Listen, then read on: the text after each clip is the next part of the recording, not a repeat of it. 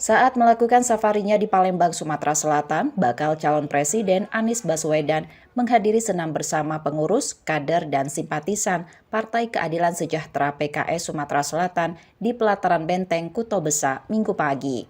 Selain menyapa kader, pengurus, dan simpatisan PKS Sumatera Selatan di Palembang, Anies juga mendapat gelar dari Kesultanan Palembang dengan pemberian sarung songket dan tanja. Dalam orasinya, bakal calon presiden dari koalisi perubahan tersebut, selain menyampaikan misi dari perubahan untuk semua masyarakat, Anies juga menyoroti soal kebutuhan pokok, biaya pendidikan, kesehatan, lapangan kerja, sampai soal pembangunan di pinggiran Indonesia.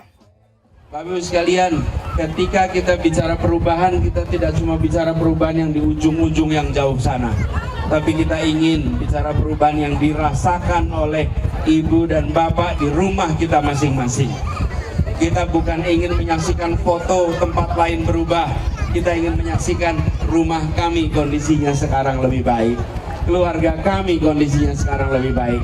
Itu yang kita ingin dorong. Jangan sampai ketika kita bicara pembangunan, maka yang dibangun yang di ujung sana, tapi rumahnya tidak berubah kondisinya. Inilah perubahan. Siap bersama perubahan? Siap bersama perubahan? Anies juga meyakini PKS tetap akan bersama dan berada di koalisi perubahan setelah bergabungnya PKB karena PKS yang membangun koalisi tersebut. Kami terus mengharap dan insya Allah PKS akan terus bersama karena memang PKS adalah pendiri koalisi perubahan. Koalisi perubahan ini dibangun oleh PKS, oleh Nasdem, dan waktu itu oleh Demokrat. Jadi PKS adalah pendiri, penggagas, dan bekerja bersama sejak awal. Kami bersyukur sekarang ada tambahan, yaitu PKB. Insya Allah terus bersama-sama kita song-song perubahan. Terhadap Caimin, Pak Anies, Caimin apakah sudah direstui oleh PKS? Nanti ada proses di Majelis Syuro.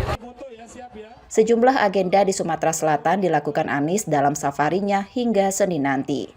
Tim Liputan Kompas TV, Palembang, Sumatera Selatan.